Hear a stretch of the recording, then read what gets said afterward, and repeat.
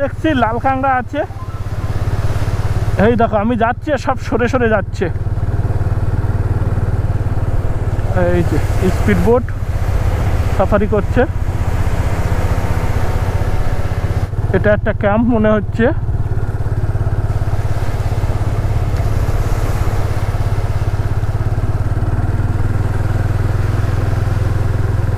এই যে উপরে মাটি মাটি উঠে আছে, এগুলো সব কাঁকড়ার হচ্ছে গর্ত। দেখো এই হলো অবস্থা, বিয়ারের বোতল ফেলে রেখেছে এত সুন্দর একটা বিচে, কি বলবে। আরে বাস, প্রচুর কাঁকড়া, প্রচুর প্রচুর কাঁকড়া এই সাইডে।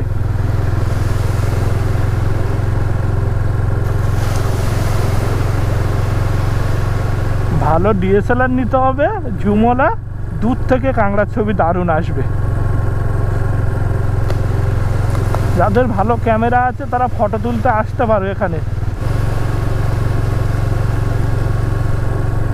ও এইসব জায়গায় দাঁড়িয়ে যদি একটু ফটো উঠতে পারতাম, কিন্তু কেউ নেই ফটো তোলার মতো এ সাইডে। এপাশে কোনো বাইক ফাইক আসে না দেখছি, কোনো বাইকের চাকার দাগ নেই।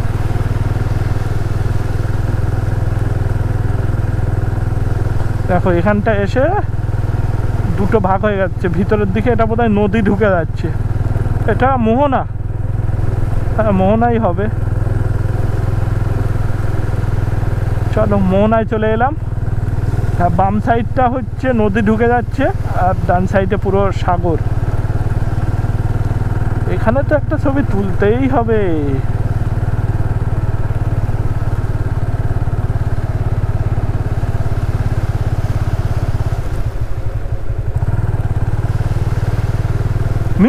মিস করতাম এখানে না আসলে, খুব মিস করতাম। আর দেখো কেন ভার্জিন বিচ বলে, কোনো বাইরের লোকজন নেই, একদম ফাঁকা নির্জন। দু চারজন এখানে স্থানীয়রা হচ্ছে করছে, মাছ ধরছে। গতকাল তবু ডাগরা বিচে হচ্ছে স্থানীয় বাচ্চা কাচ্চা পেয়েছিলাম, যারা সাইকেল নিয়ে খেলছিল, চালাচ্ছিল। কিন্তু এখানে তাও তো দেখতে পাচ্ছি না, একদম ফাঁকা। আর এই যে ঝাউবনের ভিতরে ভিতরে অনেক রিসর্ট রয়েছে, এখানে ক্যাম্প রয়েছে, তো তোমরা চাইলে এসে থাকতে পারো।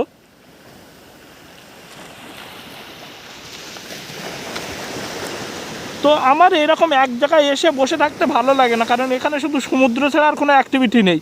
ওই জন্যই আমি প্ল্যান করি একসাথে দুটো তিনটে জায়গা যাতে দেখতে পাই। ওই এখানে আসলে কী হবে, সারাদিন এই ক্যাম্পে থাকতে হবে আর এই বিচের পাড়ে। তো আমার তো এইরকম পছন্দ নয়।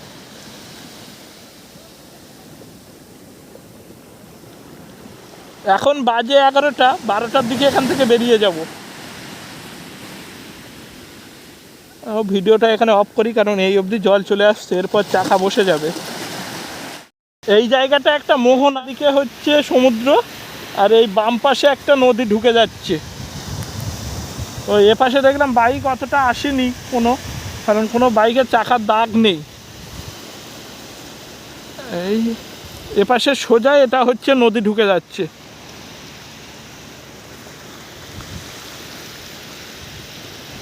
আর এই যে এটা হচ্ছে, আমি ওই দিক থেকে এসছি। কেউ নেই, জনমানবহীন এরিয়া। আর এখানে কয়েকজন এই মাছ ধরছে। আর ওই যে মাছ ধরার ট্রলারগুলো সব চলে যাচ্ছে, বুঝতে পারছো?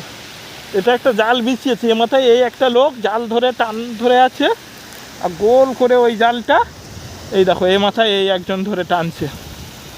তো চলো এবার ওই দিকে এগোনো যাক। এ সাইডে বাইকের চাকাটা বড্ড বেশি বসে যাচ্ছে, এমনি দাঁড়িয়ে থাকলেও বসে যাচ্ছে চাকা। এ সাইডের বালিটা নরম আছে, ফেসে গেলে বালিতে হেল্প করার মতো কেউ নেই এই সাইডে।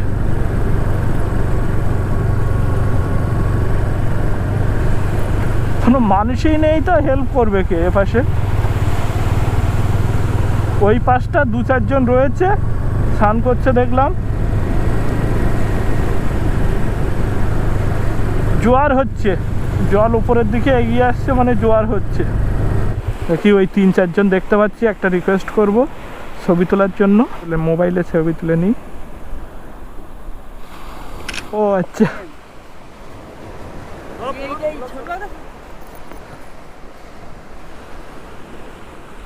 এখানে এনারা কলকাতা থেকে এসছেন, ওনারাও বাইকে ঘোরেন, তো এবার আর বাইকে আসেননি, 4 চাকা নিয়ে এসছেন। ওনারও সেম গাড়ি FZ, তো কথা হচ্ছিল ওটা নিয়েই।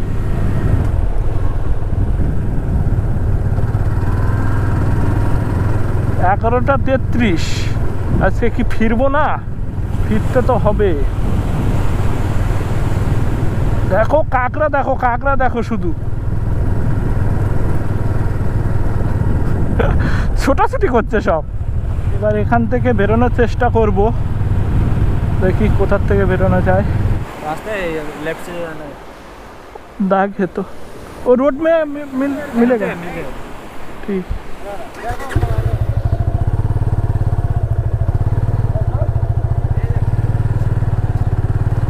বললো তো যে এইটা দিয়ে ওরা এসছে, তো ওদের কথা শুনে যাই। ওরা তো এসছে আর এনফিল্ড নিয়ে এসছে।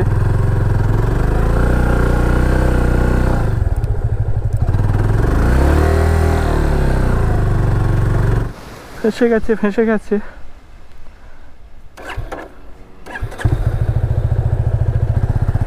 Thank you. और लगेगा नहीं यार, नहीं लगेगा। ठीक है यार, छोड़ दो, छोड़ दो।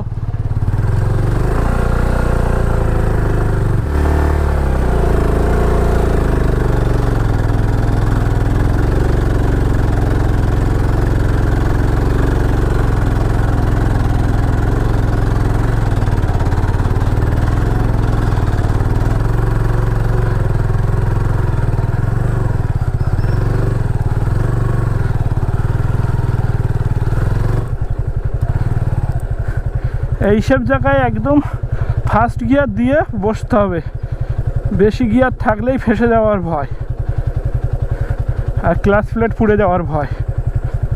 ফার্স্ট গিয়ার দাও, পিক আপ মারো। এই তো রাস্তা পেয়ে গেছি, এখন রোডে যেতে পারলেই ভালোই। বাইক নিয়ে বেরোলে মানুষ কত হেল্প করে। এই ফেসে গেল, ওরা কিন্তু সি বিচের পাড়েই ছিল, মানে সি বিচে ছিল, ভুলভাল বকছি, তো ছুটে এসে আমাকে ঠেলে দিল।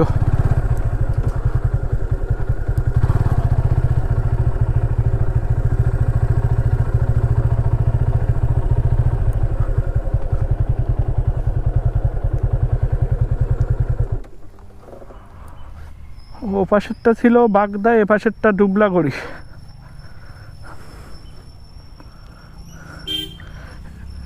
নেমেছিলাম বাগদা সি বিচ দিয়ে, আর উঠছি এখন এটা ডুবলাগুড়ি দিয়ে। भैया मेन रोड इधर।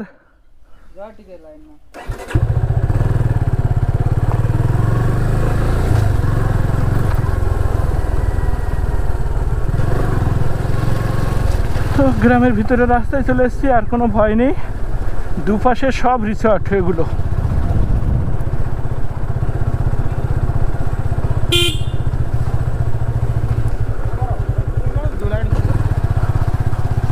মানে বাগদা দুবলাগড়ি সব পাশাপাশি যা দেখলাম। আমি তো জানতাম দুবলাগড়ি হচ্ছে অনেকটা দূরে, কিন্তু না, পরপরই একই সি বিচ সব, কিন্তু জায়গার নাম আলাদা। ও পাশে হচ্ছে বাগদা, এ পাশে দুবলাগড়ি। সমুদ্র, পাহাড়, আবার সমুদ্র দেখে এবার বাড়ি ফেরার পালা। তো বাগদা থেকে এসে হাইওয়েতে উঠে গেছি। এখান থেকে কোলাঘাট আর 167 কিলোমিটার, আর আমার বাড়ি সোনারপুর দেখাচ্ছে 250 কিলোমিটার। তো 250 কিলোমিটার যেতে দেখাচ্ছে 5 ঘন্টা। তো ধরে রাখছি সন্ধ্যে 6টা থেকে 7টার মধ্যে বাড়ি ঢুকবো। একটা 100 কিলোমিটার মতো চালাবো।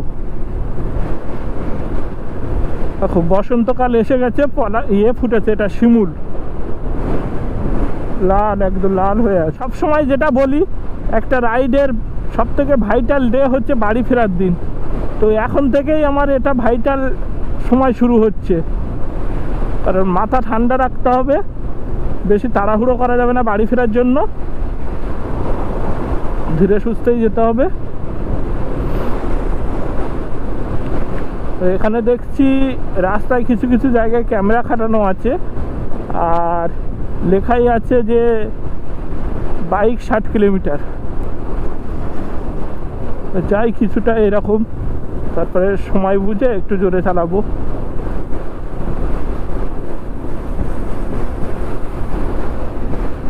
স্লো রাইডে প্রথমবার বেরিয়েছিলাম, মজা পেয়ে গেছি, নিজের মতো করে ঘোরা যায়, টাইম ম্যানেজটা খুব ভালো হয় একা একা বেরোলে।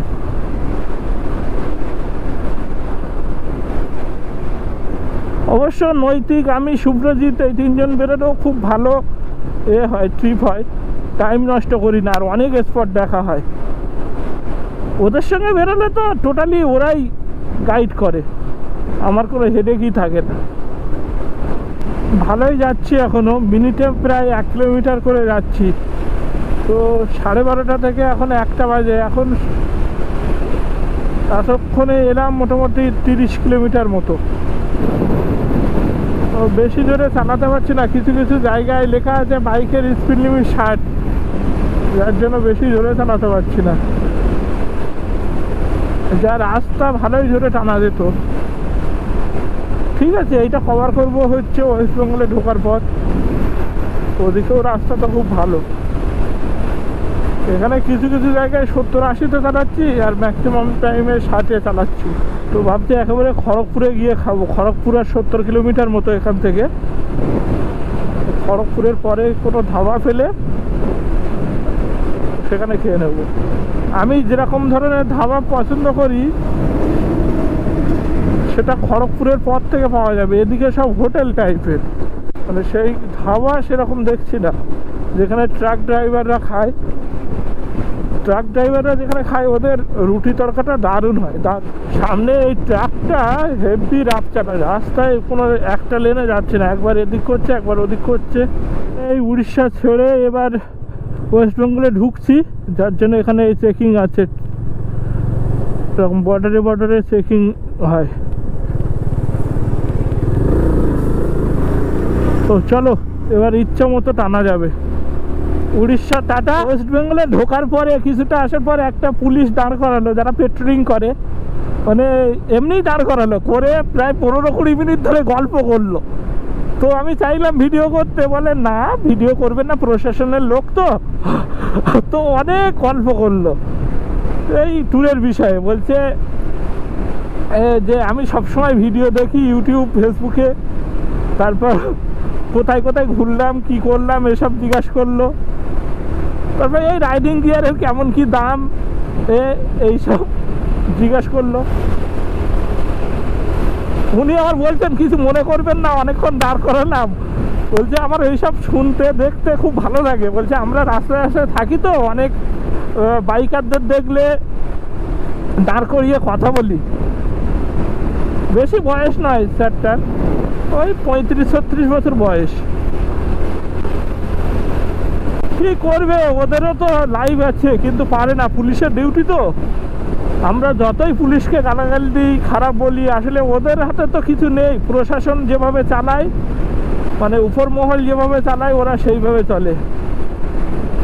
দেখো এরা সারাদিন রাস্তায় রাস্তায় পেট্রোলিং করে, আর এদের ছুটিও তো অনেক কম হয়।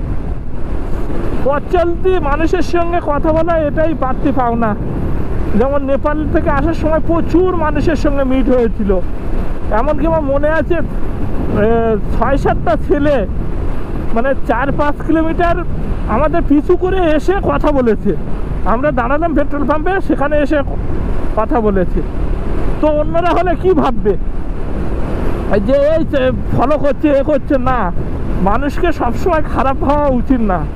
কিন্তু এমনকি ওই ছেলেগুলো ওদের বাড়িতে থাকার জন্য অফার করেছিল। ভালো, মানুষের সঙ্গে মিশতে হবে। বেঙ্গলে ঢোকার পরে মোটামুটি 90-এর নিচে আর নামিনি, ম্যাক্সিমামটা 100-র উপরে চালিয়েছি। দুর্গাপুর বর্ধমানের দিকে রাস্তায় যেমন অনেক জায়গায় ছোটো ছোটো গাড্ডা আছে, আর ও রাস্তায় তো কাজ চলছে প্রচুর, ডাইভারশন। বেশি জোরে চালানো যায় না, কিন্তু এই রাস্তায় কোনো গাড্ডা নেই আর কোনো ডাইভারশনই নেই। মোটামুটি নিজের কন্ট্রোলে রেখে সামনের গাড়ি দেখে চালাও যত জোরে পারো। বর্ধমান দুর্গাপুরের ওই রাস্তাটাও খুব সুন্দর হয়ে যাবে, যা কাজ চলছে। কাজ তো চলছে অনেকদিন ধরে, শেষ হবে কবে কে জানে। ভাই এপাশে তো প্রচুর ধান চাষ, দুপাশে মাঠের যতদূর, এইদিকে তো যতদূর তাকানো যায় সব ধান, এদিকেও ধান। আর উড়িষ্যাতে দেখলাম সবে ধানের চারা বসাচ্ছে, আর এখানে তো দেখছি অনেক বড় বড় হয়ে গেছে। কোলাঘাট আর 35 কিলোমিটার মতো, এখন বাজে 2:30। তো ভাবছি আজকে আর লাঞ্চ করব না, খাওয়ারও আর ইচ্ছা নেই, খিদে খুব একটা পাচ্ছে না। আর খেতে গেলে মিনিমাম তো 30-35 মিনিট লেট হবে। তো আমি চাইছি অন্ধকারের আগে আগে ধুলাগড়ে পৌঁছে যেতে। তো কোলাঘাটে গিয়ে ভাবছি একটু মুড়ি মাখা খেয়ে নেব, অন্ধকারের আগে একটু পৌঁছালে ভালোভাবে যাওয়া যাবে আর কি। অন্ধকার হয়ে গেলে কোলাঘাট থেকে এমনি 4 চাকার চাপ বেড়ে যায়, সব কোলাঘাটে খেতে আসে। এবার ওই 4 চাকাগুলো খুব জোরে চালায় তো, আর সামনে মানে সামনে বলছি পিছন দিক থেকে শুধু হর্ন দেয়, লাইটের সিগন্যাল দেয়, আর প্রচুর 4 চাকা আসে। তো ওই জন্য ভাবছি যে দিনের আলো থাকতে থাকতে ধুলাগড়ে চলে যাব। এখন বাজে 3:20, এই কোলাঘাট আসছি, কোলাঘাটে ব্রিজে উঠছি, এখানে মুড়ি খেয়ে নিলাম, মুড়ি মাখা।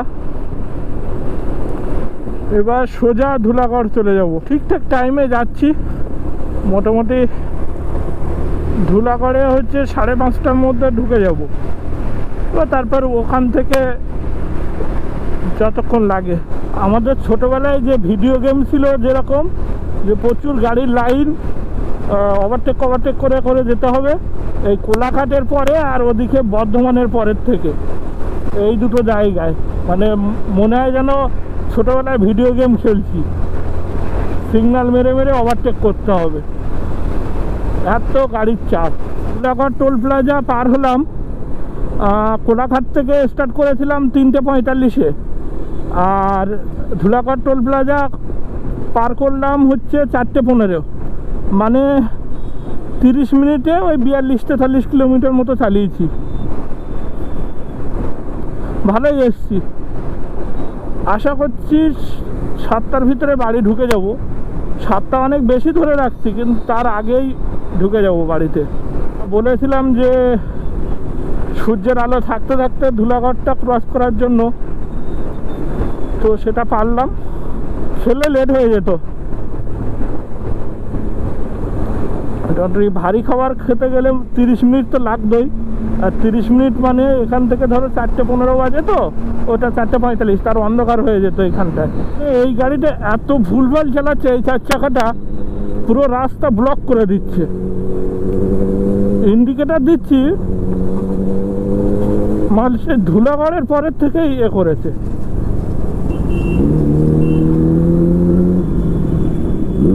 সামনে একটা সুপার বাইক যাচ্ছে। বিদ্যাসাগর সেতু চলে এলাম, এখন গঙ্গার উপর দিয়ে পার হচ্ছি, হাওড়া পার থেকে কলকাতার পারে ঢুকছি। তাহলে স্লো রাইড হলো আমার, ভালোই ঘুরলাম। এবার এখান থেকে গিয়ে মা ফ্লাইওভার ধরবো।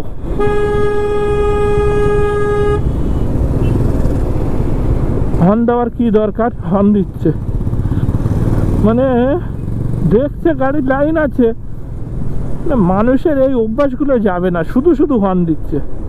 তো আমাদের ধরতে হবে এজিসি বোস রোড, এটা গেলে একদম মা ফ্লাইওভার। মানে এই মা ফ্লাইওভারে আছি, বাড়ির কাছে একদম চলে এসছি।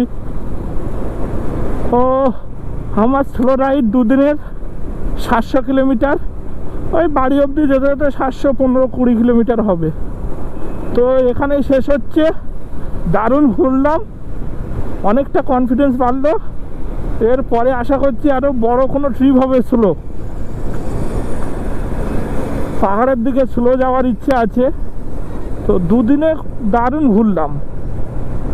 তোমরা তো দেখলে, যারা দেখছো, যে দুদিনে কোথায় কোথায় ঘুরলাম কি করলাম।